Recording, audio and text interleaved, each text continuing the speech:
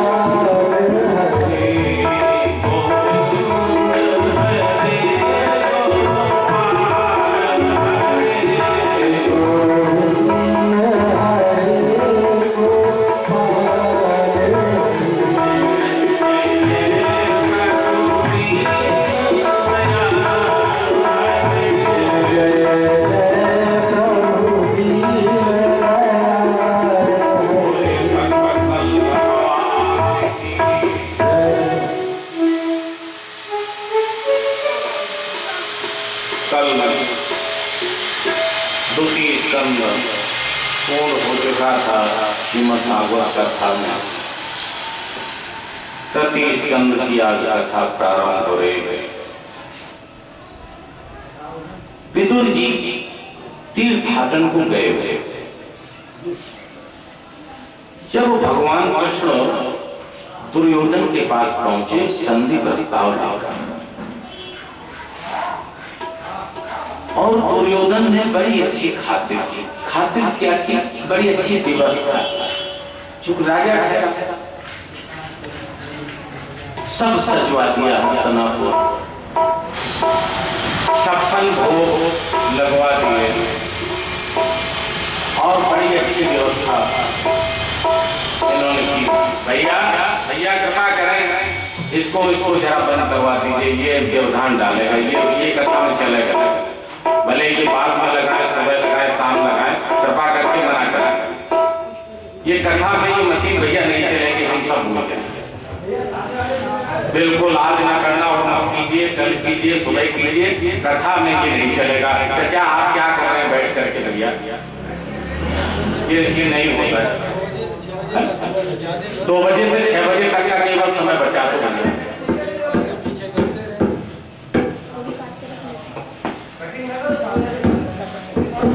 सुबह कर लो, शाम कर लो, 6 बजे के बाद रात में करो भैया। नारायण बोलिए वृंदावन बिहारी लाल की। तो कहाँ पे हम बोल रहे थे, जरा बताएं आपका पसंद? अच्छा, ये होगा वो। तो बड़ी अच्छी व्यवस्था दुर्योधन ने की। भगवान गए और जाकर के बैठने के बाद प्रस्ताव की बात आई। भगवान ने कहा कि देखो, पहले तो पूरा राज्य उन्हीं का, तुम्हारा कोई अधिकार नहीं बनता है। फिर भी यदि तुम 2 भाइयों के बंटवारे की बात कहते हो ना, तो चलो आधा आधा राज्य बांट दो। धृतराष्ट्र कुछ सोचने लगा। दुर्योधन ने कहा कि क्या सोच रहे हो? कुछ नहीं देंगे। भगवान ने कहा कि ऐसा करो, 5 पांडव है ना, तो 5 गांव ही दे दो। दुर्योधन ने कहा सवाल नहीं होता, 5 गांव की तो छोड़ो, हम सुई की नोक के बराबर भी जमीन नहीं देंगे। प्रस्ताव खत्म। दुर्योधन ने कहा कि ऐसा करो कृष्ण, ये सब छोड़ो, प्रस्ताव चलो भोजन कर लो। भगवान ने कहा तेरे यहाँ का भोजन मैं करूंगा। दुर्योधन का क्यों? बोले भोजन 2-3 तरीके से किया जाता है। या तो जिसको बेहद भूख लगी तो वो भोजन करता है, या किसी के दबाव में तो वो भोजन करता है, तीसरा किसी का प्रेम हो ऐसा तो वो भोजन करता है। तो ये तो तीनों में से कोई नहीं। न तो मुझे भूख लगी, न तेरा दबाव ऐसा है, और न तुझ में प्रेम ही है। चौथा कोई कारण भोजन का होते नहीं, भोजन नहीं करेंगे, बिना भोजन किए हुए वहां से चले। और भगवान को किसकी याद आ रही थी? विदुरानी चाची। सोचती थी कि गए हैं महलों में, क्या कभी भगवान हमारे घर भी आएंगे? विदुर समझा रहे थे कि चिंता न करो, आएंगे, जरूर आएंगे। तो बोले कि अच्छा कैसे आएंगे? यहीं बैठ करके भगवान का भजन करो। तो चाचा विदुर और विदुरानी दोनों लोग भगवान का भजन। विदुर ने सोचा कि देखो भजन तो ऐसा करो, तुम भजन करो। सुलभा नाम की उनकी पत्नी थी। सुलभा तुम भजन करो, मैं जाकर के कुछ भगवान के लिए ले आऊँ बाजार से। घर में तो कुछ है नहीं, केवल साग तुमने बना रखा, रोटी भी नहीं बनाई, साग क्या खाएंगे? विदुरानी का ठीक, भगवान जाते हैं बाजार में। लेकिन विदुर के जब विदुर के तब तक भगवान का बना। संत ऐसा बताते हैं कि विदुरानी स्नान कर रही, जैसे ही दरवाजा खटखटाया लगा कि मेरे प्रभु आ गए। जैसे ही प्रभु आने की बात सुनी, वैसे ही अर्ध जैसे गीले कपड़े पहने थी दौड़ करके दरवाजा खोला, पीढ़ा पर बैठा दिया। भगवान को सोची अभी पति तो बाजार से आए नहीं है, क्या खिलाऊं? पता लगा कि परसों के वो केले रखे हुए हैं, केले उठा लिया। कितनी प्रेम विभोर सुलभा कि केले का गुदा जो नीचे डाल रही है, छिलके छिलके भगवान को खिला रही। भगवान कह रहे चाची जितना बढ़िया आपका ये आज हमें भोग लग रहा है ना, ऐसा तो आज ऐसा स्वाद तो किसी भी भोग में मुझे नहीं आया। 56 प्रकार के भोगों में भी ऐसा स्वाद नहीं आता चाची। 2-4 छिलके खिलाए छिलके, तब तक विदुर जी का आगमन। विदुर जी ने कहा सुलभा ये क्या कर रही हो? भगवान को ये छिलके खिला रही, कूदा नीचे फेंक रही हो। भगवान का क्या चाचा तुमने आकर के मजा देखा, जो आनंद हमें इसमें आ रहा था वो किसी में नहीं आएगा। सुलभा को भूल का एहसास हुआ। बाजार से जो सामान लाए थे कि ये मैं नहीं खाऊंगा, घर में क्या बना जरा ये बताओ। सब कुछ गए दोनों लोग के, केवल साग बना था। भगवान खुद गए रसोई घर में और वही साग का पतीला उठा करके आए। आज भगवान सबको देखते देखते विदुर के घर बिना नमक का साग खा रहे हैं।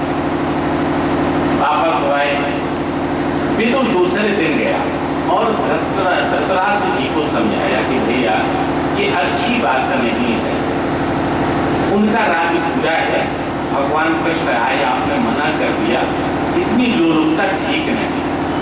दुर्योधन को उसके दूतों ने बता दिया कि विदुर चाचा तुम्हारे बाप को भड़काने गए हुए। दुर्योधन जाता है और विदुर इसे बहुत ही अपशब्दों का प्रयोग करता है। कह रहे दासी पुत्र तुझे मैं चाचा कहता था और आज तू मेरे पिताजी को भड़काने में लगा हुआ। नमक तूने मेरा खाया है और बजा रहा है पांडवों का, तेरी यहाँ कोई जरूरत नहीं। विदुर जी कुछ पुराने संत है ना, मुस्कुरा करके चले और ये कहा कि दुर्योधन हमने जान लिया है अब क्या होने वाला है। देखो 2 तरीके के मूर्ख होते हैं, ये तो समझदार मूर्ख होते हैं और दूसरे महामूर्ख। समझदार वो मूर्ख होते हैं जो कि अपने को समझते हैं कि हम मूर्ख हैं, उनका सुधार हो सकता है। लेकिन जो महामूर्ख होते हैं वो है तो मूर्ख, कर रहे हैं गलती, लेकिन मान ये रहे हैं जो मैं कर रहा हूं वही सबसे अच्छी बात है, वो महामूर्ख होते हैं। इनको चाहे विधाता समझाए ना, इनको समझ में नहीं आता, तो ये दुर्योधन महामूर्ख ठहरा ना, है तो मूर्ख, लेकिन महामूर्ख समझदार मूर्ख नहीं तो समझ जाता भगवान के। विदुर चले और धनुष बाण को दरवाजे पर वहीं रखे। ये सोचा कि यदि हम घर पर जाएंगे तो हो सकता है सुलभा मुझे तीर्थ जाने अनुमति न दे, लेकिन वहीं से घर में खबर भेजती कि कह देना जाकर के कि हम तीर्थ में जा रहे हैं और विदुर की सीधे तीर्थ को चले। सब जगह से घूमते घूमते देखे तीर्थों का सेवन करना है, सब जैसा मौका मिले। और तीर्थों में 5 चीजें करनी है शास्त्रों के हिसाब से। पहला तो जिस तीर्थ में जाएं आप, वहां पर जो कुछ हो, चाहे पोखरा हो चाहे नदी हो, उसमें स्नान अवश्य करें। हमने देखा कि लोग तीर्थ में जाते हैं, अगर जो पोखरा में थोड़ा सा गंदा जल हुआ तो कभी नहाना, इसमें कौन नहाएगा? भैया हजारों नहा रहे हैं, तुम ही अकेले स्वर्ग से उतर के आए हो क्या? स्नान कीजिए, और जब उनको कुछ नहीं हो रहा है तो तुम्हें भी कुछ नहीं होगा, और होगा तो घर में बैठे बैठे चर्म रोग हो जाएगा, क्या कर लोगे? स्नान कीजिए। दूसरी बात, वहाँ देव दर्शन, जो वहाँ का प्रतिष्ठित देवता है उसके दर्शन। तीसरी चीज, वहाँ पर घर गृहस्थी की चर्चा न करके भगवत भजन की, जितने दिन आप तीर्थ में रहे भगवत भजन। शास्त्रों में ऐसा विधान है कि तीर्थ में 3 रात का विश्राम होना चाहिए। भले ही आप एक तीर्थ करें, लेकिन शास्त्रों के हिसाब से करें। पिकनिक मत बनाएं। सुबह की गाड़ी से जाना, 8 बजे पहुंचेगी, दिन में पिकनिक मनाई, समुद्र में गोहल्ला किया और दर्शन किए, शाम की गाड़ी से गांव को वापस। ऐसा 3 रात होते हैं। वहां से कुछ ना कुछ प्रसाद सामग्री खरीद करके लाए। वहां के जो पंडित हैं उनको कुछ ना कुछ दान अवश्य, जितनी श्रद्धा हो, 11 रुपए देते, 1 रुपए देते, जितनी श्रद्धा हो, तीर्थ में जाकर के दान जरूर करें। और घर आकर के जो सामान आप लाए वो पास पड़ोस में सबको वितरित करें। ये तीर्थ में जाने के नियम है। तीर्थ भ्रमण करते करते विदुर जी वापस आ रहे थे तो रास्ते में उद्धव जी से भेंट हो गई। जब उद्धव जी से भेंट हो गई, उद्धव जी का चेहरा मलिन थे। विदुर जी ने कहा कि भैया उद्धव क्या बात? उद्धव जी रोने लगे। विदुर ने कहा कि रोने का क्या कारण है, क्यों आप रो रहे हो? उद्धव जी बोले कि भैया क्या बताएं, कहा नहीं जा सकता। विदुर जी बोले ये बताओ, युद्ध वाले सब ठीक ठाक है ना? वसुदेव देवकी ठीक है, राजा सब ठीक है, बलदाऊ जी ठीक है, और जैसे ही कहा भगवान को सब ठीक है, वैसे जैसे ही कहा वैसे ही उद्धव जी ने फिर जोर से रोना शुरू कर दिया। कहा भैया भगवान का तो हमें छोड़ करके सुधाम को चलिए। विदुर जी को बड़ा पश्चाताप हुआ, विलाप किया और कहा भैया ये बताओ, तुम तो पास में थे, भगवान ने आखिरी समय क्या मुझे याद किया? वो तो कहते अरे चाचा, आप जैसा भाग्यशाली कौन हो सकता है? हम और मैत्रेय दोनों लोग भगवान के पास रखे। भगवान ने श्रीमद् भागवत कथा का पारायण हम दोनों लोगों को कराया और मैत्रेय से ये कहा कि जब विदुर तुम्हारे पास आए तो ये जो हम ज्ञान दे रहे हैं ना, ये ज्ञान तो विदुर को दे देता। और तुम्हारा 3 बार नाम लिया। अरे विदुर जी को बहुत प्रसन्न हो गए कि भगवान ने 3 बार तुम्हारा नाम लिया। देखिए हम लोग भगवान का नाम लेते हैं ना, ये तो सामान्य पूजा सब ले रहे, दुनिया ले रहे, कोई आप नया काम थोड़ी कर रहे। लेकिन ये भगवान किसी भक्त का नाम लेते हैं ना, ये पूजा और भक्ति की पराकाष्ठा है।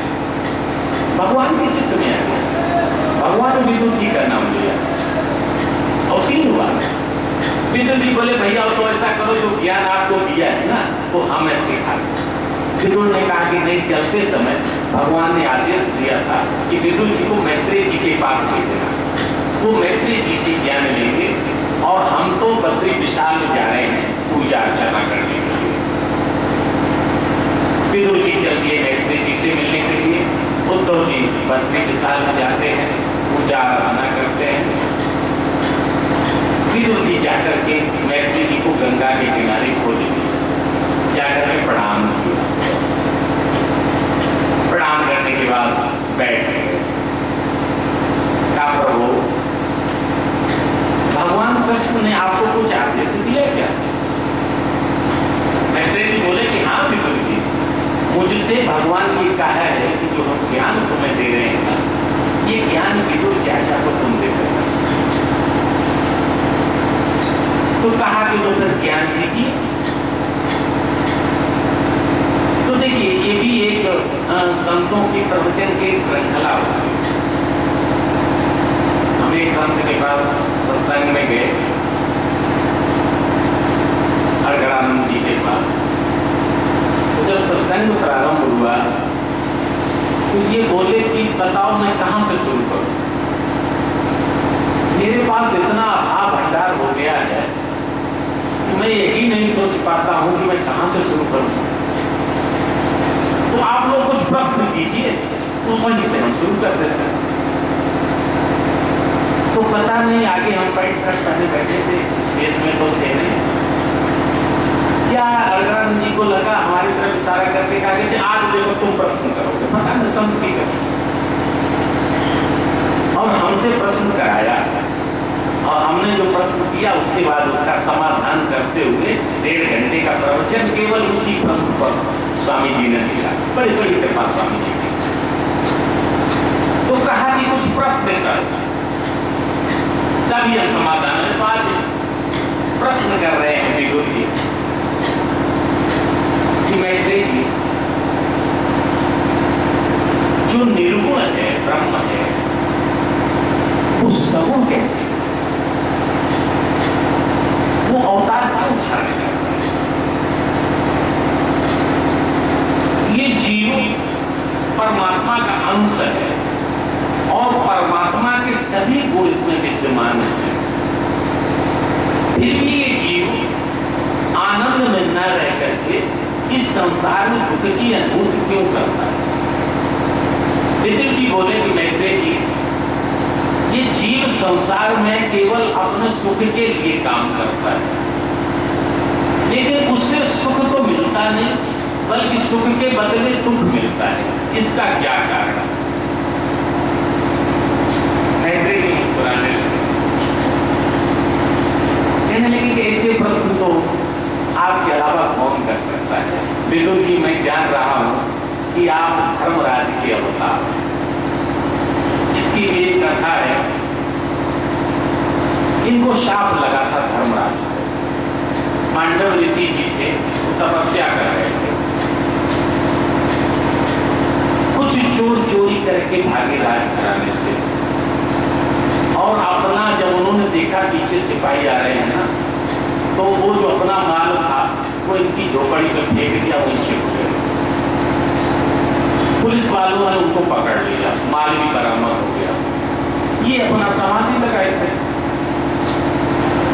राजकर्मचारियों ने सोचा कि यही चोरों का सरगना है, तो चोरों को तो पकड़ लिया, संत ठहरे, इनको भी जगा लिया कि चलो चले। कहाँ चला? चलो राजा के यहाँ चले। जल्दी है राजा के, चलो। संत को चली देते, सरल स्वभाव के होते हैं। राजा से कहा कि प्रभु, तीनों चोर मिल गए और साथ में माल भी मिल गया, क्या सजा दी जाए? राजा ने कह दिया, तीनों को सूली पर चढ़ा। दोनों चोर को और मांडव ऋषि को सूली पर चढ़ा दिया गया। तो चोर तो मर गए, ये नहीं मर रहे थे।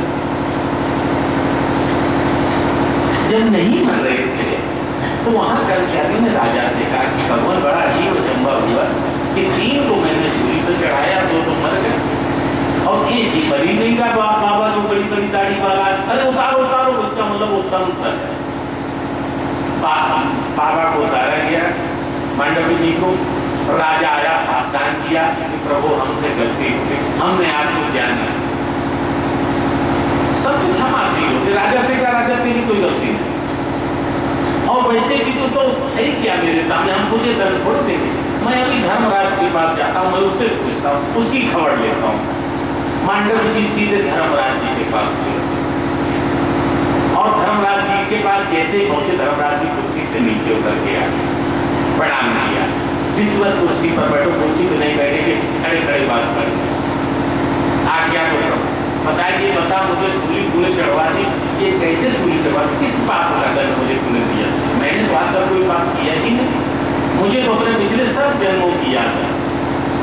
यमराज कहने लगे, भगवान ठीक इस जन्म से पहले जन्म में जब आप 3.5-4 वर्ष के बालक थे ना, तब एक पतंगा को पकड़ करके आपने कांटा उस पर चुभाया, उसी के पाप की सजा आपको मिले। मूर्खो, 3.5 साल के बालक ने जो किया है उसमें ज्ञान होता है क्या? वो अबोध होता है। और अज्ञान में जो पाप किया जाता है ना, उसकी सजा स्वप्न में दी जाती है। जो हम लोग स्वप्न देखते हैं, इसको जरा बड़ा ध्यान से सुन लें, तो कभी कभी हम लोगों को यातनाएं मिलती हैं। स्वप्न में भयभीत होते हैं, सिर काट लेता है, कभी कभी किसी से डर उसका सर में मार दिया। ये नरक की यातनाएं हम लोगों को मिलती हैं। ये क्यों मिलती हैं? ये जो अनजान में हम लोगों से पाप होते हैं, जो हम जान नहीं पाते हैं, उनकी सजा स्वप्न में मिला जाती है। तो का मूर्ख हो, अज्ञान अगर जो पहले तो 3.5 वर्ष के बालक का पाप माना फिर ये तो तूने पाप भी मान लिया था धर्मराज, तो उसकी सजा स्वप्न में तुझे देना चाहिए था। तूने तो मुझे सूली चढ़वा दिया। अरे तू इस काबिल नहीं, जा मैं तुझे श्राप देता हूँ कि तू यहाँ से हट करके मृतलोक कर दे राजन, जरा देख जाकर के मृतलोक। और मैं ये भी व्यवस्था करता हूँ कि 5 नहीं 8 वर्ष तक के बालक का जो अपराध होगा वो अपराध की श्रेणी में नहीं आएगा। देखिए ये ऋषि की बात है, भगवान का विधान पलट दिया। भगवान के विधान में 5 वर्ष से ऊपर बालक, उसी हिसाब से तो 5 वर्ष से बालक का ऊपर का आधा टिकट खाया। ये तो वही विधान आज चला आ रहा है, तो पहले वाले आज जय मांडव जी ने विधान पलट दिया कि 8 साल में किए दे रहा हूं कि 8 साल के बालक द्वारा किए हुए अपराध की कोई सजा उसको नहीं मिलेगी। सांप लेकर के धर्मराज फिर पैरों पर गिरे कि प्रभु गलती होगी, अब बताओ क्या है, जाना तो कि तुझे जाना तो होगा जैसे 10 लोग में, लेकिन तुम्हारा सानिध्य भगवान के साथ रहेगा और तुम्हारी उससे उन्हीं से मुक्ति हो जाएगी। विदुर के रूप में इनका अवतार था। तो ये साक्षात धर्मराज थे। मैत्री जी बोले तुम धर्मराज हो, हम सब जान रहे हैं। ठीक है, फिर कहना शुरू किया। पहले ब्रह्मा की उत्पत्ति बताई, ब्रह्मा की उत्पत्ति के बाद ब्रह्मा की सृष्टि की बात बताई मैत्री जी ने कि जब ब्रह्मा जी उत्पन्न हुए, भगवान के नाभि कमल से ब्रह्मा जी की उत्पत्ति हुई। ब्रह्मा जी कमल की टोपी से चलते गए, पता नहीं पाया तो ऊपर आ गए। आकाशवाणी हुई, तप करो, 100 वर्षों का तप किया। तप करने के बाद जैसे पूरब एक मुंह था, पूरब का जैसे पश्चिम दिशा में देखा 1 मुंह हो गया, 2 हो गए। उत्तर में देखा तो तीसरा मुंह हो गया, दक्षिण में देखा तो चौथा मुंह हो गया। 1 से चतुर्मुखी ब्रह्मा जी बने। और हृदय में ये आकांक्षा हुई कि अब सृष्टि का विस्तार है। ब्रह्मा जी बोले प्रभु सृष्टि का विस्तार तो हम करेंगे, लेकिन सृष्टि के लिए आचार संहिता कुछ बनाई जाए ताकि सृष्टि और विशेषकर मानव इस हिसाब से चलेगा। तो नारायण ने वेदों का ज्ञान ब्रह्मा को कहा, वेदों का ज्ञान और चतुश्लोकी भागवत जो हम लोगों ने कल प्रसंग सुना था, इसका ज्ञान ब्रह्मा जी को परमात्मा ने दिया। ब्रह्मा जी मानसी सृष्टि करने के लिए तैयार हुए। सबसे पहले 4 पुत्र एक साथ उन्होंने पैदा किए, सनक, सनंदन, सनातन, सनत कुमार को कुमार का 4 कुमार पैदा हुए। इन्होंने पूछा कि क्या किया पिताजी? बोले कि सृष्टि की रचना करो। ये बोले कि पहले तप करें कि पहले सृष्टि की रचना करें? कि पहले तप करो। क्या पहले तप करेंगे? 4 कुमारों ने तप किया, नारायण को प्रसन्न किया। नारायण ने कहा कि बोलो क्या चाहते हो? 4 कुमारों ने सोचा कि ऐसा वरदान मांग लिया जाए जो पिताजी कहते हैं ना कि तुम्हारे संतति बढ़ाओ, तो वो बातें खत्म हो जाए। कह दिया प्रभु एक वरदान दे दो कि हम लोग 5 साल के ही बने रहे। अब 5 साल का बालक क्या संतत पैदा करेगा? नारायण कह दिया ये मस्त, वही छोटे बन के आते। ब्रह्मा जी ने कहा कि तुम तप करने गए? कि हाँ पिताजी। तुमने 1000 वर्ष तप किया? हाँ पिताजी किया। और ये 5 साल के कैसे हो गए? इसका मतलब जो हमने तुमसे कहा था संतत को पैदा करने के लिए, उसमें तुमने मेरी बात का उल्लंघन किया है, मेरी आज्ञा का नहीं पालन किया है। और ब्रह्मा जी क्रोधित होने लगे। जैसे क्रोधित हो रहे थे तो उनके दोनों भवों के बीच से एक बालक उत्पन्न हुआ और उत्पन्न होकर के रोने लगा। जब वो रोने लगा तो रोने से उसका नाम रुद्र पड़ गया। भगवान शंकर जी प्रकट बोले रुद्र भगवान की। रोते रोते उसने पूछा कि पिताजी मुझे मेरा क्या नाम है। ब्रह्मा जी ने 11 नाम रुद्र के बताए, 11 प्रकार के रुद्र हो गए और 12वें रुद्र हमारे बजरंगबली जी के 12वें रुद्र। रावण ने इन्हीं 11 रुद्रों को प्रसन्न कर रखा था ना, लेकिन 12वें रुद्र को नहीं प्रसन्न कर पाया, समझ नहीं पा रहा था कि भी रुद्र अवतार। तो 11 रुद्र हो गए, उनकी 11 स्त्रियां हो गई। फिर पूछा अब क्या क्या है कि तुम ऐसा करो, सृष्टि पैदा करो। भगवान शंकर ने सोचा कि चलो ठीक है, पिता की बात मानना चाहिए, तो सृष्टि पैदा करो। तो भूत प्रेत योनियों की ऐसी विकराल सृष्टि भगवान शंकर ने पैदा कर दी जो ब्रह्मा जी डर गए और इसे कहा रोको रोको, ये क्या कर रहे हो? ये पिताजी आपने ही तो आज्ञा दी है ना सृष्टि रचने की, तो सृष्टि तो कर रहा हूँ, ये सृष्टि थोड़ी, ये तो सबको खा जाएगी, मुझे ये सृष्टि अपने पास रखो। कि बड़ी अजीब सी स्थिति है भगवान शंकर जी के परिवार। भगवान शंकर जी का परिवार हम लोगों ने देखा है, परिवार में कितनी विषमता है। भगवान शंकर जी के परिवार में विषमता देखी ना, सिंह है तो बैल भी है, चूहा मोर भी है, सब एक दूसरे को खाई जा रहे हैं। गणेश जी देख लो अलग हो गए, माँ पार्वती की कितनी विषमता, लेकिन कितना आनंद भगवान शंकर जी के पास। क्यों आनंद है ऐसा कि वहां कलह नहीं, क्लेश नहीं, और अपने परिवार में समता होते हुए भी हम लोगों को आनंद नहीं मिलता। क्यों नहीं मिलता? कि हर परिवार में कलह क्लेश घुसी हुई, इसीलिए तो आनंद नहीं मिलता ना। एक और कारण है भगवान शंकर जी के आनंद में रहने का कि सब भगवान के भजन में लगे रहते, सब, किसी को फुर्सत ही कहाँ। जरा देखिए कौन कौन लगा रहता, देखिए शंकर जी कहाँ लगा रहते, तुम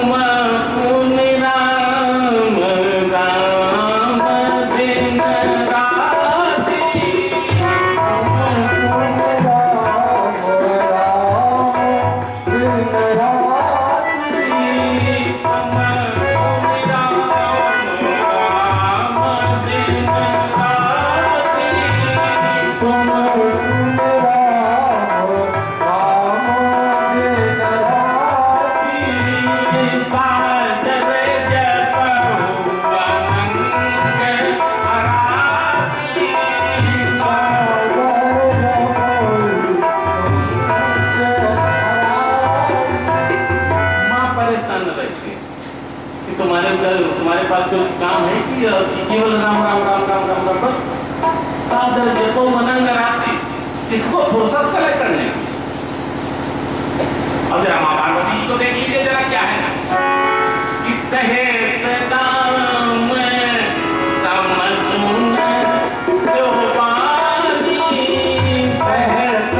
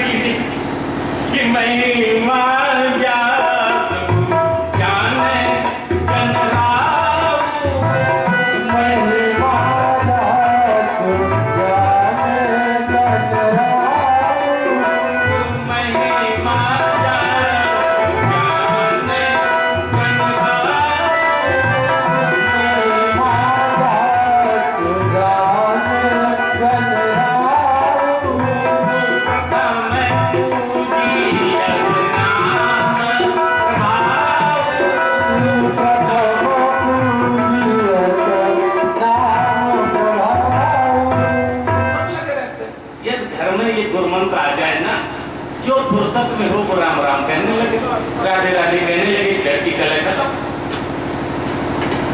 कला तो तब होती है ना जब फुर्सत में बैठ करके मियाँ बीवी चार बात करते, बालक की भी फुर्सत बैठ करके। अरे खाली दिमाग शैतान का घर होता है ना। कितना बढ़िया गुरु तो भगवान से बैठ आज से शुरू कर दो, देखो घर में आनंद आनंद हो जाए, सब लगे रहो भगवत भजन।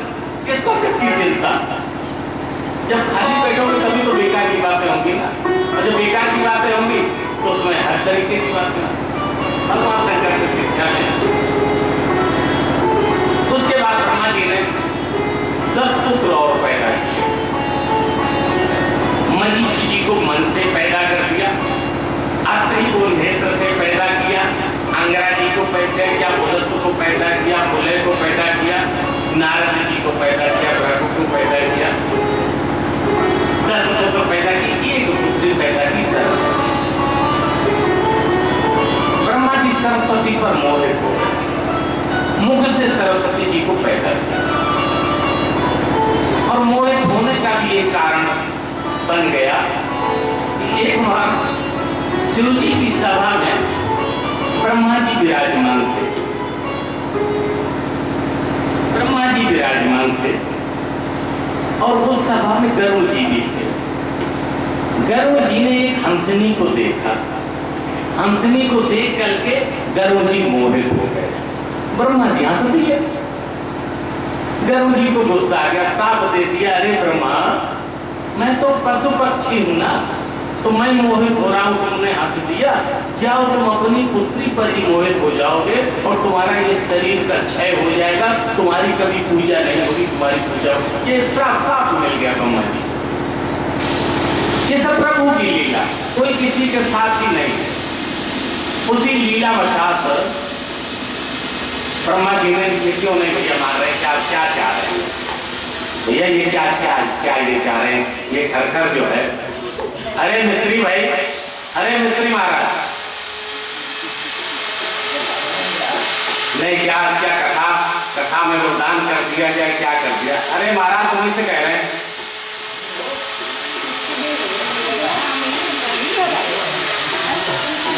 नहीं, जब बार बार कहा जा रहा है, अरे मिस्त्री सुनो, अरे तुमसे कह रहे हैं।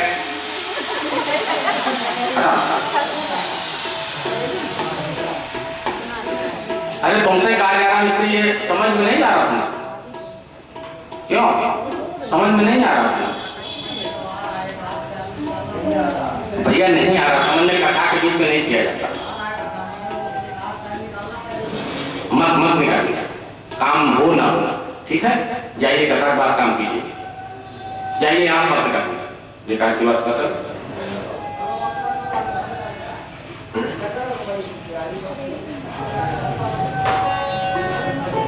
इतनी अकल नहीं जो कथा में गद्दान हो रहा हूँ यहाँ जो सब लोग बैठे हुए मंदिर वाले। अरे बात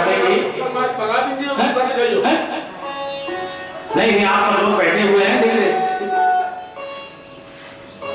सुबह काम करो, रात में काम करो, किसने रोक रखा है? अरे श्रीमन नारायण नारायण नारायण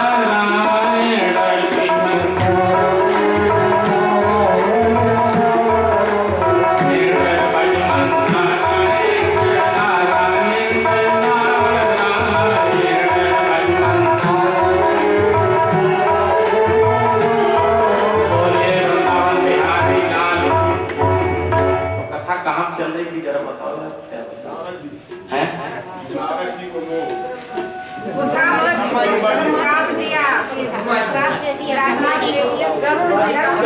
अच्छा गरुड़ जी, जय हो।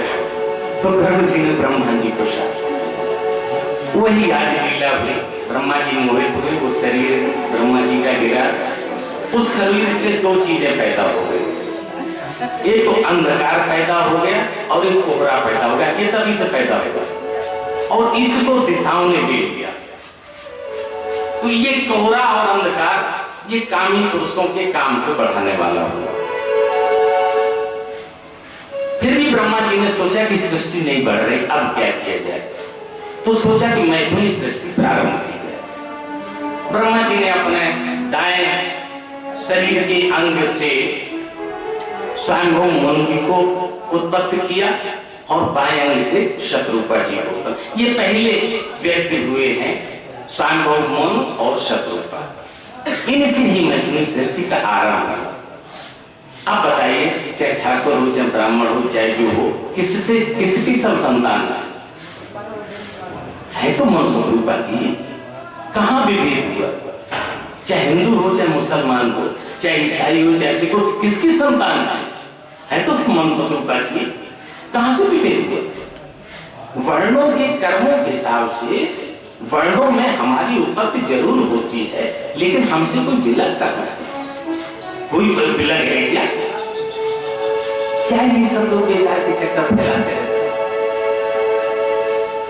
सब मम प्रिय, भगवान ने कहीं अंतर किया, सब मम उपजाए, सब मम प्रिय, मम उपजाए, सब मम प्रिय, सब मम उपजाए, सब मम प्रिय, सब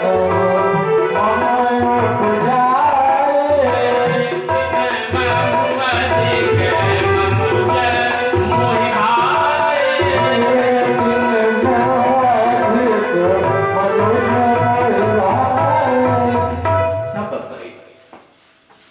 आपस में शादी हो गई। क्या आ गया? इस सृष्टि का विस्तार करो, मैथुनी सृष्टि का। सब उन्हें प्रणाम किया और कहा पिताजी विस्तार तो करें, लेकिन आधार कहां है? हमारे बच्चे पैदा होंगे, रहेंगे कहां? कि पृथ्वी तो रसातल में चली गई। हिरणाक्ष पृथ्वी को फैलाया, ब्रह्मा जी ने बनाया। हिरणाक्ष ने पृथ्वी को ऐसा गोल लपेटा, अपने रसातल में ले गया कि पृथ्वी तो है ही नहीं, तुम्हारे बच्चे रहेंगे कहां? ब्रह्मा जी ने जैसे ही ध्यान किया, वैसे ही ब्रह्मा जी को छींक आई और नासिका से छोटे से सुगंध को तदोर हो गई। बोले बड़ा भगवान की। देखते देखते बड़ा सुअर के बराबर हो गया, उसको देखते देखते बड़ा हाथी के बराबर हो गया, उसको देखते देखते बड़ा पहाड़ के बराबर हो गया। सभी देवताओं ने स्तुति की बराबर की। बड़ा भगवान उछले और इतने ऊपर उछले। देखो हम आप सब जानते हैं कि पानी में जो बोले रसातल तक जाना है ना, पानी में जो जितना ऊपर से उछलेगा ना, वही उतना गहरा जाएगा। ये आगे भी वही सिद्धांत है। इसीलिए बड़ा भगवान इतने ऊपर उछले और ऊपर उछल करके सीधे छलांग नीचे लगे और पृथ्वी को ले आए। इधर ये हिरणाक्ष घूम रहा था लड़ने के लिए, चारों ओर घूम रहा था, कौन हमसे लड़ेगा, कौन हमसे लड़ेगा। कोई इसको लड़ने वाला योद्धा नहीं मिल रहा था। जब कोई नहीं मिल रहा था तो ये धीरे धीरे नारद जी के पास गया। नारद जी अपना ऐसा रखे ऊपर, नारद जी जो उनका तंबूला है ना नारद जी का, वो ऐसा रखे ऊपर। तो इसने जाना कि कोई बड़ा पहलवान है, जैसा हम गदा धरे है ना, तो ऐसा भी गदा धर करके आ रहा है, बड़ा पहलवान है। तो जाकर के नारद जी के पास गया और कहा कि हमसे युद्ध करो। नारद जी की हवा खराब, युद्ध करो, हमने कभी जिंदगी में युद्ध किया क्या? क्योंकि फिर गदा क्यों रखो कि गदा नहीं तो बीड़ा है कि अच्छा बीड़ा है, इसका मतलब तुम वीर नहीं हो कि नहीं हम वीर करते ही नहीं। तो मुझे बताओ कि मैं किससे युद्ध करूं? तो नारद जी बता रहे, अरे नारद बोले ओ सक्त सिंधु, यह शक्ति किसे दिखलाते हो? अरे पृथ्वी हर ले जा रहे वहां, पृथ्वी हर ले जा रहे वहां, पृथ्वी हर ले जा रहे वहां, पृथ्वी हर ले जा रहे वहां। तुम हवा यहाँ पर खाते हो, तुम हवा। पृथ्वी को ले जा रहे, तुम यहाँ हवा खा रहे, भाग जल्दी लड़ो जब। तब तक भगवान पृथ्वी को ला करके जल के ऊपर स्थापित कर दिया। हिरणाक्ष का अच्छा वाले चोर, तुम चोरी करते हुए तुम्हें अच्छा लग रहा है क्या? तुम तो महाचोर हो, भगवान का चोर होता है। बोला ओ चोर आगे बढ़, ये हिरणाक्ष की खाकी है, चोरी से भागा जाता है, चोरी से भागा जाता है, चोरी से भागा जाता है, चोरी से भागा जाता है। क्या लाज न तुझको आती है, क्या लाज न तुझको, चोरी से भागा जा रहा है। युद्ध होने लगा और इस युद्ध के होते होते हिरणाक्ष ने गदा मारी, भगवान की गदा गिर गई। क्यों गिर गई? भगवान की लीला देखो। लक्ष्मी जी युद्ध देख रही थी और पति चाहे जितना कमजोर हो ना, अपने पत्नी के सामने अपनी बहादुरी दिखाने की बड़ी कोशिश करता है। चाहे भले पिट करके आया हो, लेकिन घर में आकर ऐसा टीम मारेगा ना, तो आज भगवान को लगा कि हमारी पत्नी देख रही, कुछ बहादुरी दिखाए। अब अगर जो सीधे सीधे मार देते तो क्या बहादुरी पता लगती? बहादुरी तो यूं पता लगी कि भगवान की गदा गिर गई। इसका मतलब सामने वाला बहुत बड़ा भगवान है। यही तो हो गया ना, यही तो लीला प्रभु की। लक्ष्मी जी ने जाना कि अरे इतना बड़ा भगवान, हमारे भगवान की गदा गिरा दी। हिरणाक्ष बोला कि हम धर्म युद्ध जानते हैं, तुम अपनी गदा उठा लो। भगवान ने कहा कि हम जो गिरा देते हैं वो कभी उठाते हैं। ये भी अपनी बहादुरी दिखा रहे हैं अपनी पत्नी के सामने।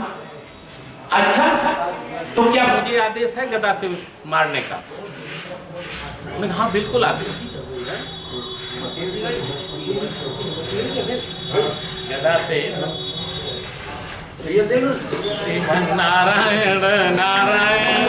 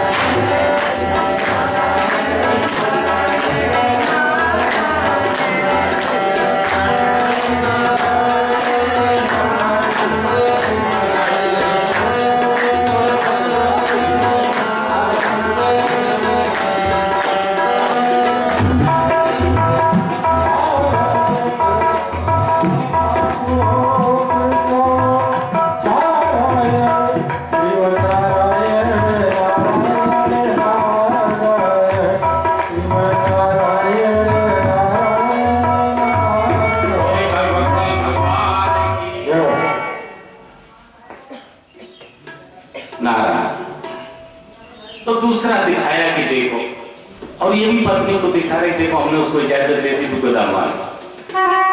जैसे वो गदा लेके आया तो भगवान ने एक थप्पड़ उसके दिया, उसका सर उड़ करके आसमान में चला गया। ये भी शक्ति दिखा दी लक्ष्मी को। देख लिया मेरे हाथ की, पता नहीं भगवान कौन सा हाथ मारा हो, भगवान ने एक ही हाथ में गर्दन साफ हो गया। हिरणाक्ष का अंत हुआ। उसके बाद हिरणाक्ष के अंत के बाद ये प्रश्न विदुर जी ने मैत्रेय जी से कर दिया कि प्रभु हमें ये बताओ कि हिरणाक्ष कौन था और भगवान क्यों उससे युद्ध करना चाहते थे, और किसी युद्ध में भगवान की पत्नी तो कभी देखने गई नहीं, लेकिन इस युद्ध में लक्ष्मी जी क्यों देखने के लिए आई? प्रभु इसका क्या मतलब? मैत्रेय जी बता रहे हैं कि ये जय विजय थे। जय विजय, ये जय विजय पार्षद थे भगवान। एक बार लक्ष्मी जी पैर दबा रहे, पैर दबाते दबाते भगवान ने अपनी विशिष्ट योग माया का आवाहन किया और लक्ष्मी जी को मोहित कर दिया। लक्ष्मी जी पैर दबाते दबाते सोचने लगे कि मेरे पति के पैर कितने कोमल हैं, कमल दल से भी सैकड़ों गुना कोमल पैर हमारे पति के हैं। जो माया से मोहित थी, तब तक सामने देखा कि जय विजय दिखाई दिए। नारायण श्रीमन नारायण।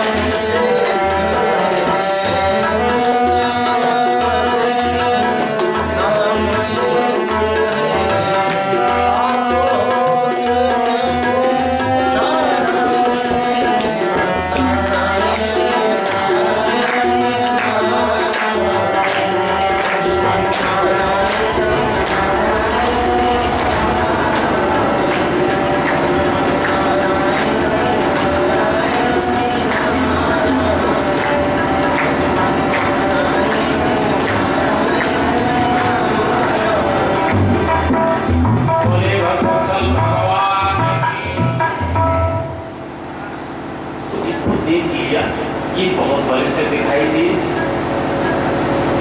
अब देवी जी के मन में ये विचार आया, लक्ष्मी जी के मन में, ये तो इतने बलिष्ठ हैं, ऐसा ना हो इनका किसी से झगड़ा ना हो जाए, इनको साथ न मिल जाए। ये लक्ष्मी जी के मन में विचार आया। ये उसी समय कुछ देवगण भगवान की स्तुति करने आ गए। देवगणों ने स्तुति की कि भगवान का शरीर कमल दल के समान कोमल है।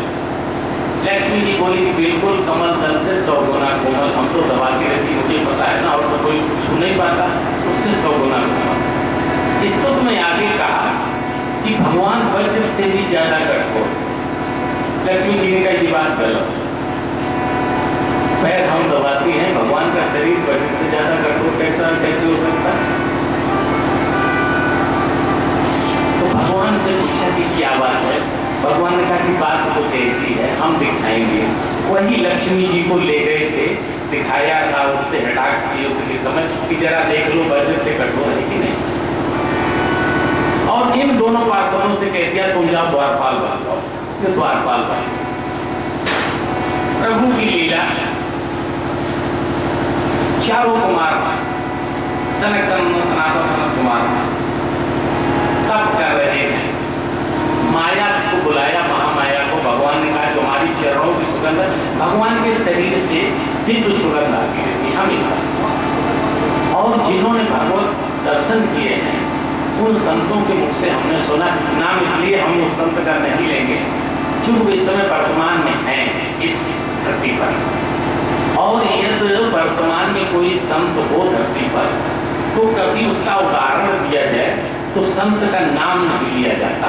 नाम लेने से उसकी तपस्या और आयु छीण होती है, इसलिए हम नाम नहीं लेंगे। जब संत चला जाता परम धाम को ना, तो हम नाम लेते तो हैं। अभी तो उनसे हमारी वार्ता हुई तो बोले, बताया कि भैया जब भगवत दर्शन होता है तो सबसे पहले सुगंध आती है, और ऐसी दिव्य सुगंध आती है कि ऐसी सुगंध ना तो कभी सुनी है न कभी सुनी है, और उसका बयान तो कुछ हो ही नहीं सकता।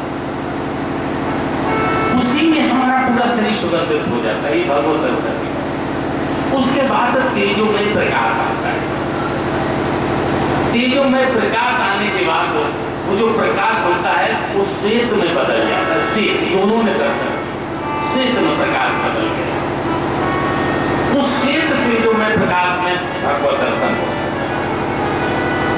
और अगर बहुत बड़ी तपस्या है तो वो प्रकाश से बाहर निकल करके आपस में बातचीत, उनको केवल श्वेत तेजोमय प्रकाश में भगवान का दर्शन हुआ। जिन संत की हम बात करते हैं तो ये स्थिति वहां पर देखिए, तुमको मकरंद की सुगंध लगी, उन्होंने कहा कि चलो हम गए नहीं बहुत दिन से, नारायण के दर्शन करने चले। वो नारायण के दर्शन करने गए, 6 ड्यूटी तो उन्होंने पार कर ली, 7वीं पर जय विजय थे। इन्होंने रोक दिया, रे बालकों कहाँ जा रहे हैं? उन्होंने कहा कि अपने पिता के माता के दर्शन करने जा रहे हैं। कि दर्शन करने जा रहे हैं? अरे दर्शन किए नहीं कभी क्या? अरे जब किए थे कभी थे, तो तुम क्यों उम्र रोकने वाले हो? हम माँ बाप को नहीं दर्शन कर सकते?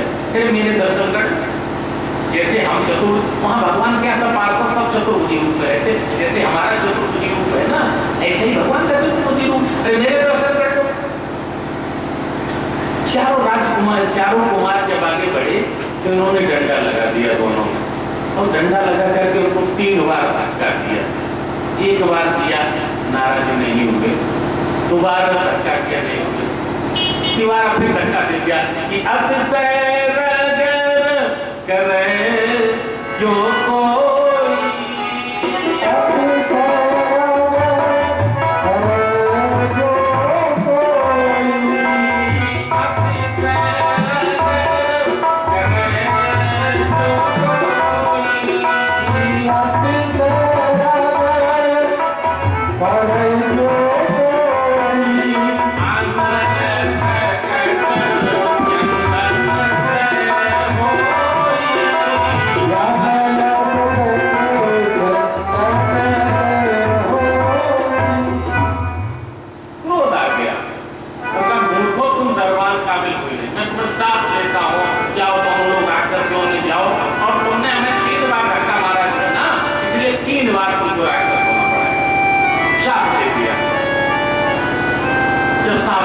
कोई, पैरों पर गिर गए। जैसे गिरे वैसे ही भगवान लक्ष्मी के सहित वहां उपस्थित हो गए। क्यों उपस्थित हो गए? उपस्थित इसलिए हो गए कि पहले तो जय विजय ने एक संत का तिरस्कार किया। एक भगवत भक्त भगवान से मिलने जा रहा था, उसका तिरस्कार किया कि कभी संत का कभी तिरस्कार मत कर। और कोई जरूरी नहीं है कि कोई वस्त्र ऐसे पहने हो जो दूर से दिखाई दे, वही संत हो। वो तो संत है ही, लेकिन कई संत ऐसे भी हैं जो कि गर्वेश से संत नहीं है, लेकिन वो संत है। भक्तमाल में 2 राजाओं की कथा आती है। एक राजा को बैराग हुआ और उसने अपने वस्त्र जैसे तपस्वी पहनते हैं ना वैसे पहने, और महात्मा जो आते थे ना, राजा उनका चरण धोता था, चरण धोकर तो उनको बैठाता था, भोजन कराता था, राज खजाना खोल देता था। वो कहता भैया ले जाओ जितना ले जाना हो। बड़ी बड़ी शोहरत पहुंची। एक दूसरे की जड़ खोदने वाले हर जगह हो गए। राजा की शोहरत देख करके लोग बागों ने विचार किया कि इसको नीचा दिखाया जाए, तो उन्होंने 4 भाड़ों को बुलाया। और भाड़े आप जानते, बहुरूपिया तो कितना बढ़िया नाटक कर देते हैं। असली वाले बाबा उतना बढ़िया नाटक न कर पाए। कभी देखा है ना, बहुरूपिया जब आता है, अभी तो सिपाही की दरोगा की ड्रेस पहन लेता है ना, तो असली वाला दरोगा तो कुछ नहीं दिखाई देगा, वो दरोगा का भी बाप दिखाई देता। तो महात्मा का वेश बना करके महाराज के पास गए। महाराज ने पहचान लिया, भक्त था ना, पहचान लिया कि तो बाढ़ है हमारे क्षेत्र की, ये कैसे आ गए बाबा के वेश, जान लिया महाराज ने। लेकिन फिर भी कुछ नहीं बोले कि अच्छा तुम आ गए हो, लाओ तुम्हारे पहले पैर बढ़ाते, बैठा दिया आसन पर, चरण धोने लगा राजा। जैसे ही उसके पैरों को स्पर्श किया, उनका जो दिमाग था बदल गया, सब विकार दूर हो गए। संत का स्पर्श हो रहा है ना, सब विकार दूर हो गए, भक्त बन गए चारों। बैठाला और कहा कि चलो राजभवन में चलो, राज खजाने चलो, जितना वो ले जाए। राज खजाने में खजाना खोल दिया कि जितना ले जाना चलो जाओ। महाराज अब मैं क्या ले जाऊंगा, अब तो हमें केवल भगवत भजन करना है। बदल गए केवल बेसिस। तो बेस से देखे ना, बेस से कैसा भी हो हमारे लिए तो एक राजा रानी ऐसे ही थे जो कि बिना बेस के, इसकी भी कथा वर्तमान में है। रानी बड़ी भट्टा थी, बहुत पूजा पाठ करती थी भगवान कृष्ण, राजा कभी पूजा नहीं करता। पत्नी बड़ी परेशान, जबरदस्ती लगाती थी राजा को लगो, राजा नहीं करते अपना लगो। उसने कहा क्या हो गया, ये तो ऐसे नास्तिक पति मिले हैं। एक बार रात में दोनों सो रहे थे, अकस्मात रानी की आंख खुली। आंख खुलने पर देखा कि राजा कुछ कह रहे।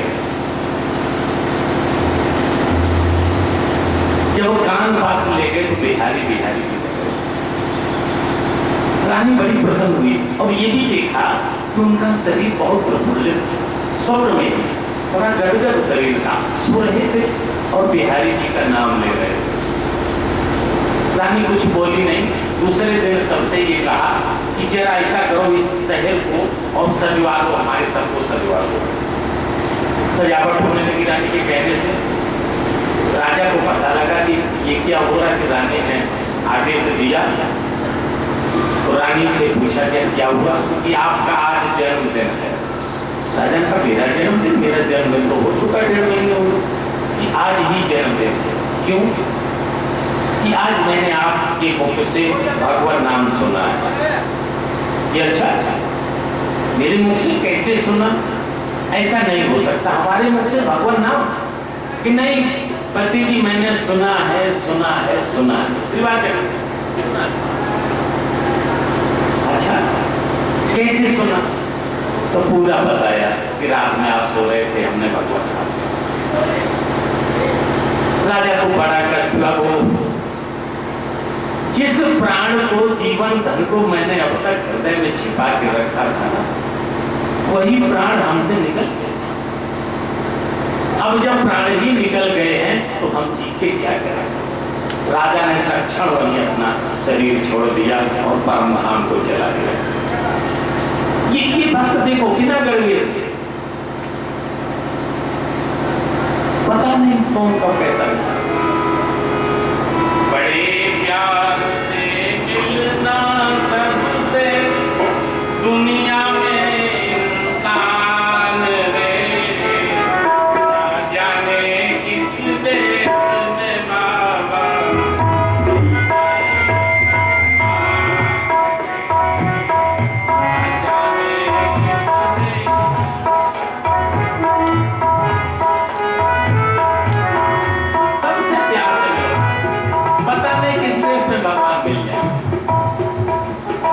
यही तो भागवत सिखाती है।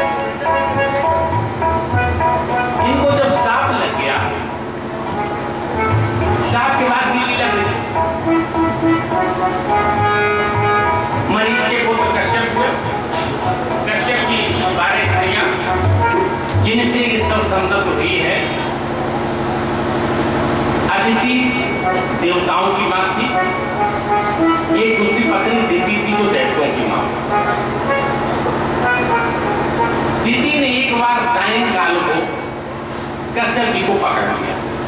अरे भगवान, पतिदेव मुझे पुत्र चाहिए। कश्यप जी बोले कि ठीक है, पुत्र चाहिए, पुत्र मिलेगा, लेकिन समय देखो। इस समय सायंकाल का समय, और 4 चीजें शास्त्रों में वर्णित की गई हैं सायंकाल को नहीं करना चाहिए। चत्वारिमानि कर्माणि संध्याया परिवर्जयेत। 4 चीजें सायंकाल को नहीं करनी चाहिए। और आहारम मैथुनम निद्राम स्वाध्यायम च चतुर्थकम, ये 4 चीजें। कौन सा? आहार, सायंकाल को भोजन नहीं करना। ये तो सायंकाल को जो भोजन करता है ना, उसको उदर रोग हो जाता है, पेट का रोग हो जाता है। सायंकाल को भोजन नहीं, सायंकाल को मैथुन नहीं करना चाहिए, उससे राक्षसी बच्चे पैदा होते हैं। सायंकाल को सोना नहीं चाहिए।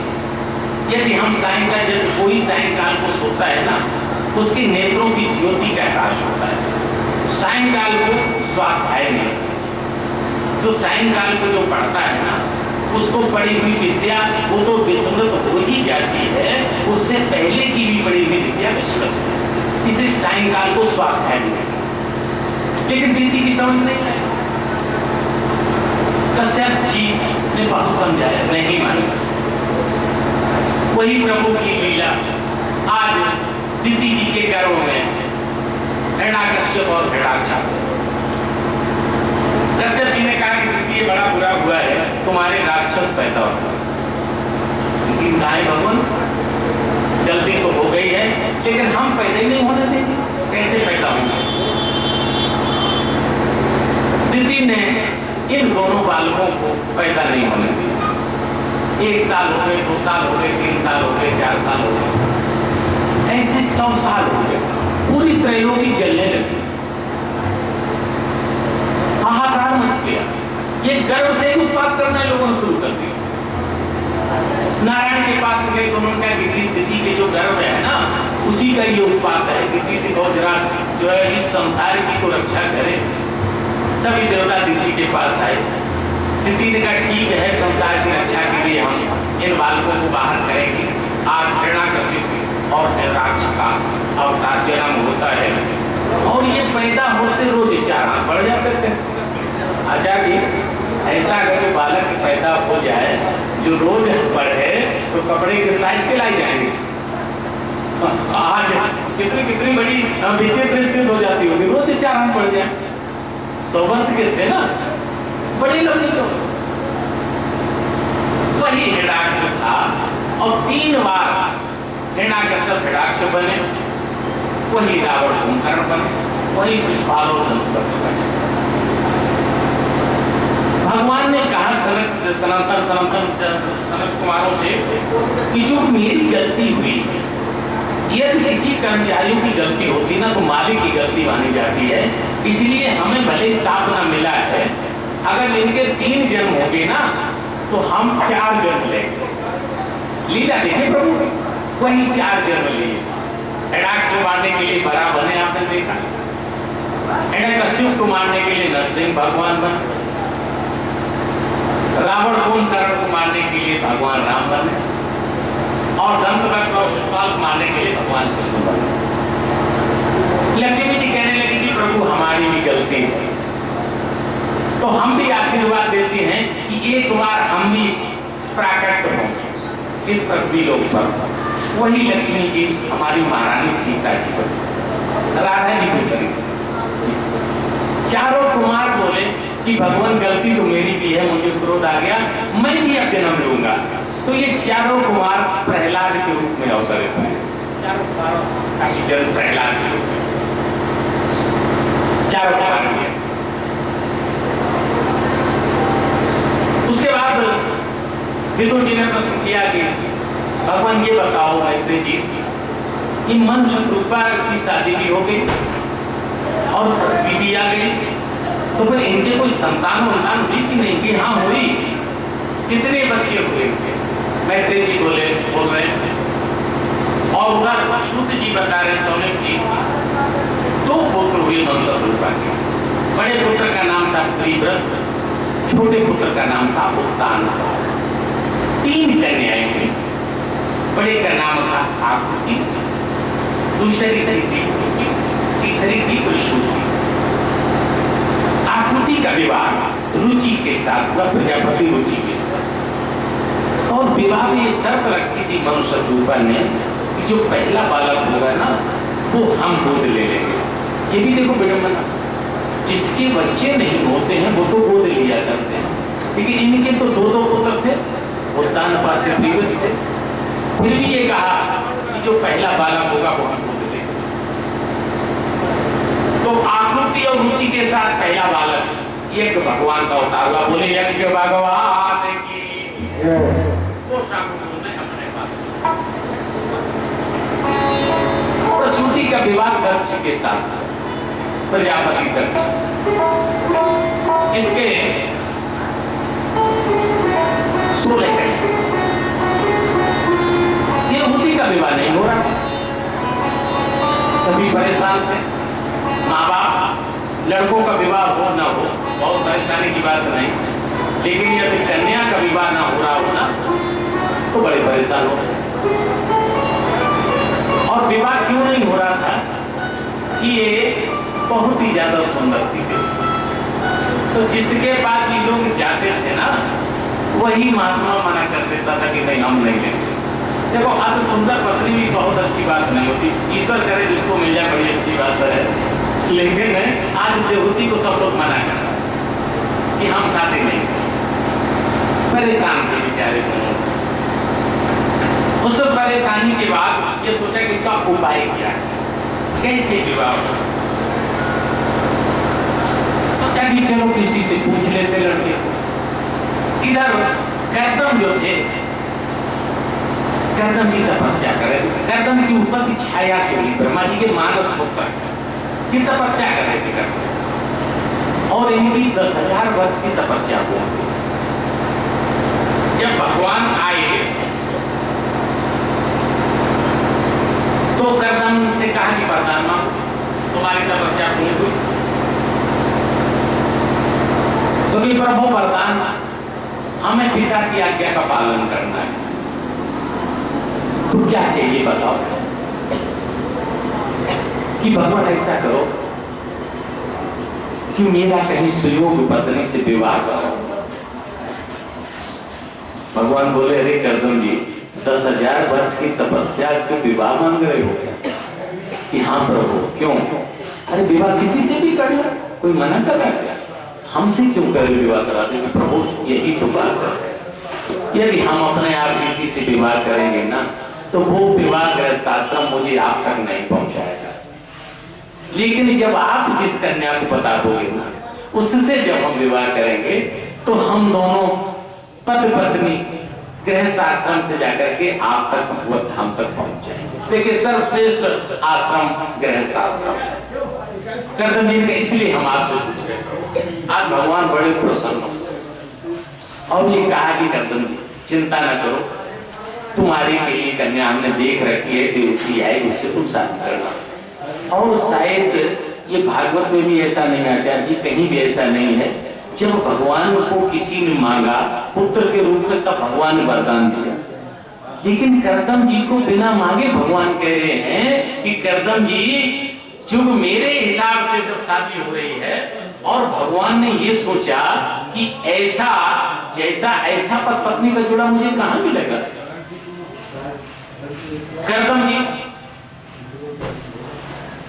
उनको कोई मतलब ही नहीं, गृहस्थ आश्रम में रहकर के भी कर्म सन्यासी और देवहूति जैसी मां मुझे कहां मिलेगी।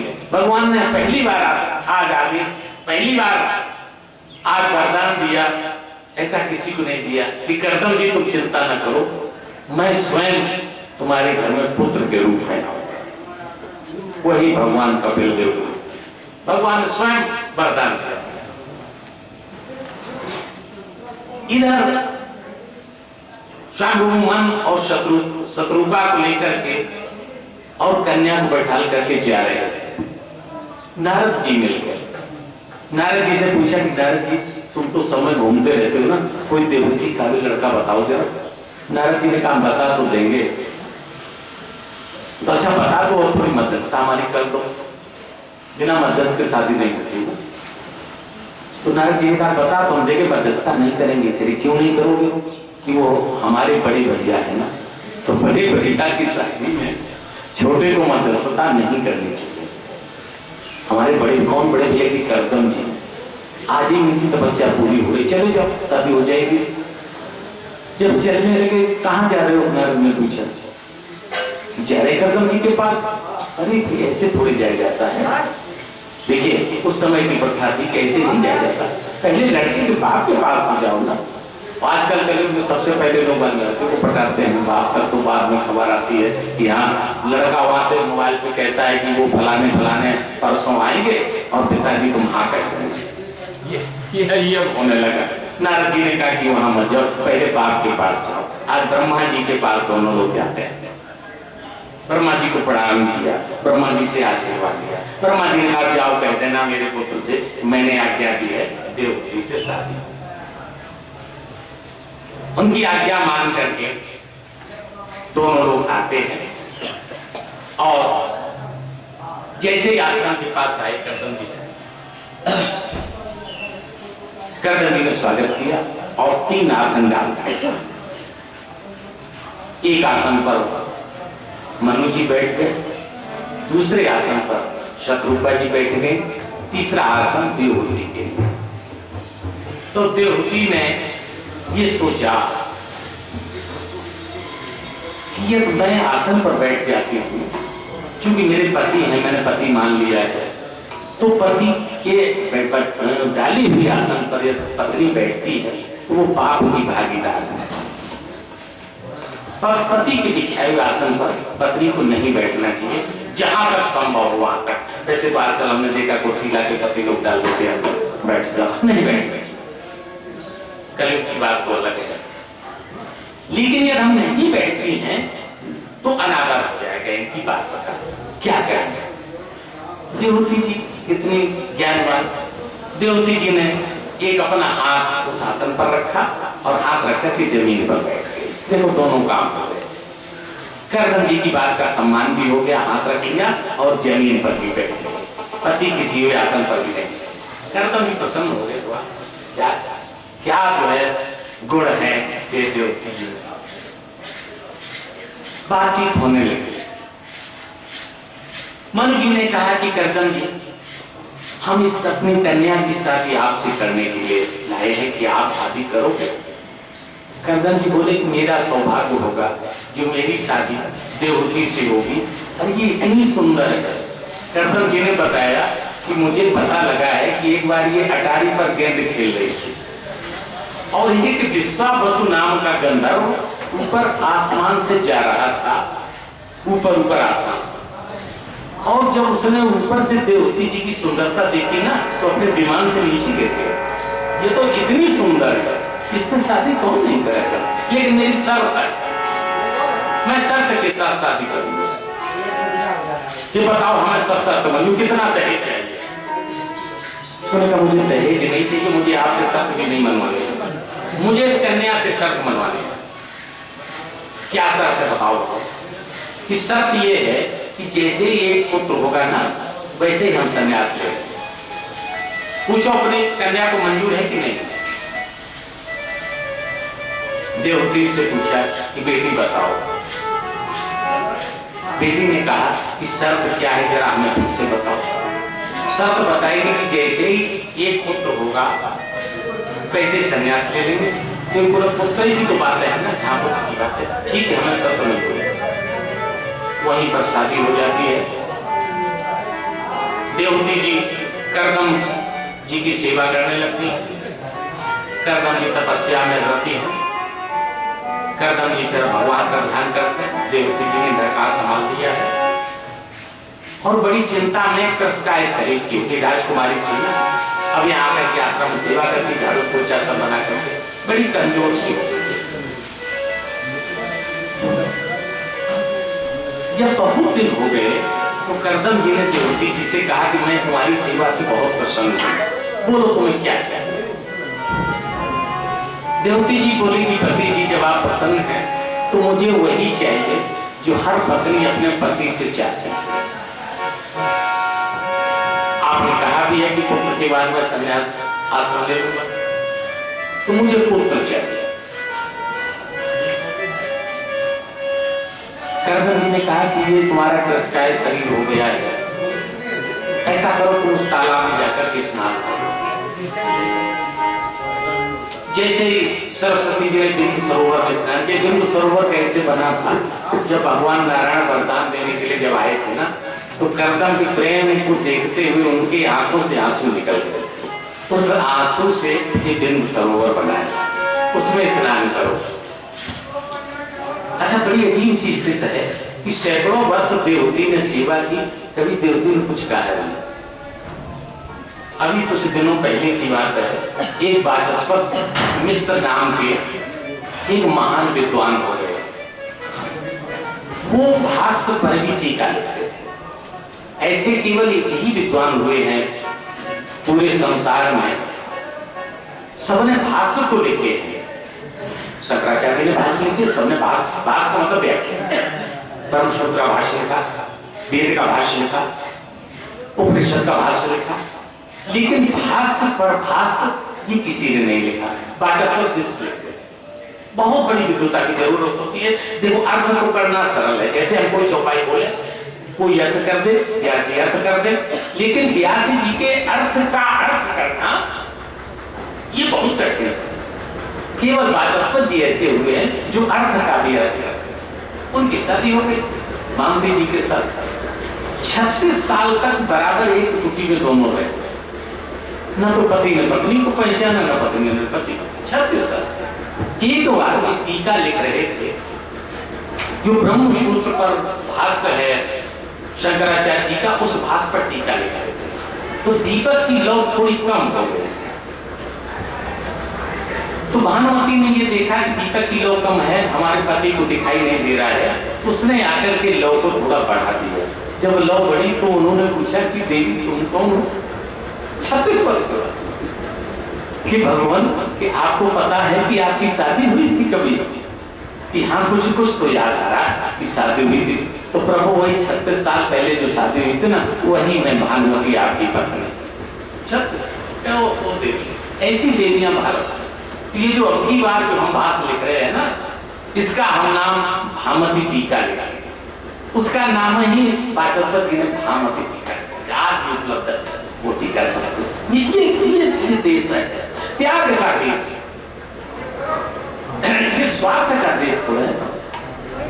अब क्या हो गए कि सूरत नर मुन सबकी यह हरी, सूरत नर मुन सबकी यह हरी, सूरत नर मुन सबकी यह हरी,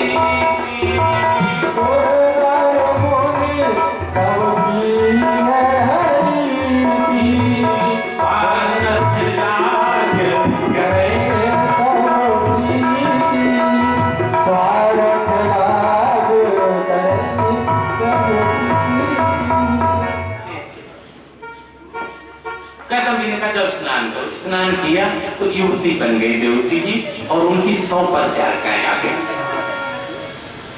कर्दम जी मुस्कुराने लगे कि वाह देवी जी क्या सौंदर्य है, तो चलो विहार किया जाए। कर्दम जी ने अपने संकल्प से इतना बड़ा हवाई जहाज मंगवा लिया जिसमें सैकड़ों कमरे थे। आजकल तो ऐसा हम लोग सोच भी नहीं सकते। वो बोइंग 747 क्या वो जेट यही सबसे बड़ा है, इतना बड़ा हो सकता है जिसमें सैकड़ों कमरे हो। आहार बिहार का पूरा लान, पूरा दलान, पूरा अरे सैकड़ों कमरे, सब स्वर्ण जटित मणियों से जटित, ऐसा डिमांड आ गया। और देवती से कहा कि चलो बिहार करते हैं। देवती जी मुस्कुराने लगी कि प्रभु अरे हमको भी बुढ़िया बना रहने देते तो ठीक था, हम तो बुढ़िया से जवान बन गई और आप तो भी गाले बिछके हो। कर्दम जी मुस्कुराए। कर्दम जी ने जाकर के तालाब में स्नान किया। कर्दम जी युवक बन गए और दोनों लोग ने उसमें विमान में प्रवेश किया और 100 वर्ष तक दोनों लोगों ने विहार किया। जैसे पहला बच्चा गर्भ में आया, कर्दम जी ने कहा देवती जी राम राम, हम तो चले। कहा कि हमारी तुम्हारी शर्त पूरी हुई? कि प्रभु अभी तो शर्त पूरी नहीं हुई। शर्त क्या थी? शर्त यह था कि बालक होगा, और अभी तो पेट में बालक है, ये बालक होगा कि बालिका होगी, कोई शर्त पूरी हुई? लड़की हो गई तो? कर्दम जी ने सोचा बात तो सही। वहीं पर देवती ने संकल्प किया कि हम पुत्र पैदा ही नहीं। क्या संकल्प देवती का? पहले बच्चा हुआ तो पुत्री हो गई, फिर कुछ विहार किया, फिर दूसरा, फिर पेट में आया। कर्दम जी चले गए। अक्सर ही माना जाता है ना कि पहले लड़की है तो दूसरा लड़का जरूर होगा, होता भी है, आजकल युग में भी हो रहा है। तो कहा कि अब तो निश्चित पुत्रों का मैं चलता हूँ। फिर देवती लोग की देखो शर्त तय है, जब लड़का होगा तभी आप जाएंगे, दूसरी भी लड़की होगी, तीसरी, चौथी, पांचवी, छठी, सातवीं, आठवीं, 9 पुत्रियां। अब तो कर्दम जी की हालत खराब। कहने लगे कि क्या होगा, ना पुत्र होगा ना हमें इससे छुटकारा मिलेगा। गए भगवान के पास, नारायण को प्रणाम किया कि भगवान हमने तो आपसे इसलिए पत्नी मांगी थी ना कि हम आप तक आएंगे, और ये तो 9 कन्याएं हो गई, अब क्या होगा? भगवान ने कहा कि असल में देवती ने ऐसा संकल्प कर रखा है ना कि हम पुत्र होने ही नहीं देंगे, तो उसके घर में कोई जा ही नहीं सकता कि महाराज हम जाए देवताओं से किसी से प्रार्थना करें। करदम भी बोले कि देवताओं की भी हिम्मत नहीं है, जो देवता घर में जाएगा ना वो जल जाएगा। देवहूति की शक्ति के आगे कोई देवता देवहूति के घर में जा ही नहीं सकता। तो प्रभु फिर क्या उपाय है? कि फिर वही उपाय है कि मैं ही आऊं। भगवान ने कहा अब की बार फिर विहार होता है, और विहार होने के बाद या अब की बार देवहूति जी का चेहरा खिलने लगता है। देवहूति जी को आनंद, और देवहूति जी के मन में संकल्प आते हैं कि प्रभु अब हमें कन्या नहीं चाहिए। एक दिन देवहूति जी ने बड़ी पूजा अर्चना की और करदम जी से कहा कि भगवान पति महाराज, एक हमें वरदान है तो आप दे दो, या हमें किसी से दिलवा दो। पता नहीं क्या चाहिए बताओ, कि हमें अब कन्याएं नहीं चाहिए, पुत्र चाहिए। करदम जी कहने लगे इसके लिए तो हम ही सक्षम। ऊंचे आए थे ना, नारायण ने कह दिया तो पुत्र होगा, कहे कहीं जाने की जरूरत नहीं, तथास्तु। ये बड़ी भारी विद्या है, कला है। ये तो पत्नी पति के पैर छू करके और सिर पर हाथ रख करके अगर जो आशीर्वाद मांग लेना वही काम हो जाएगा। यदि कोई पुत्र पिता का पैर छू करके और पिता से सर पे हाथ रखवा करके आशीर्वाद लेकर के जो मांग लेना वही हो जाएगा। यदि कोई पुत्र अपनी माँ के पैर छू करके और माँ से दोनों हाथ अपने सर पर रखवा करके आशीर्वाद ले लेना वही चीज हो जाएगी। करके तो कोई देखे, कहा जाओ अब की बात हो। समय आने पर भगवान का प्रकट होता है। बोलिए कपिल देव भगवान की। आज कपिल जी का प्रकट होता है। देवताओं ने आकर के भगवान की स्तुति की, करदम जी ने स्तुति की, मां ने स्तुति की। धीरे धीरे महाराज बड़े होने लगे। जो जब तक ये कन्याएं भी बड़ी हो गई, करदम जी ने कहा कि अब तो हम मन को जाए, पुत्र भी बड़ा हो गया है। देवहूति जी ने कहा कि अभी आप नहीं जा सकते। फिर क्यों नहीं जा सकते? शास्त्रों में ऐसा विधान है कि यदि संन्यास कोई लेता है और पुत्र उसका बड़ा है तो वो पत्नी को पुत्र के संरक्षण में छोड़ सकता है, पत्नी को साथ ले जाने की आवश्यकता नहीं है। तो महाराज ये तो आपकी शर्त पूरी हुई, आपका पुत्र बड़ा हो गया है, आप हमें उसके संरक्षण में छोड़ देंगे, आप संन्यास ले लेंगे, ये तो शर्त पूरी मानिए। तो करदम बोले तुम चले तो शर्त पूरी की नहीं, अभी कहाँ दूसरी शर्त क्या? ये जो 9 पैदा करके रख रखी है ना, इनका क्या होगा महाराज? इन्हें तो निपटवाइए। करदम जी मुस्कुराने लगे कि ये तो एक दिन की बात है, चलो ले चलो सबको। आज सभी लड़कियों को ले गए। कला नाम की लड़की को मरीच ऋषि को शादी कर, जो अनुसुईया नाम की दूसरी लड़की थी वो अत्रि जी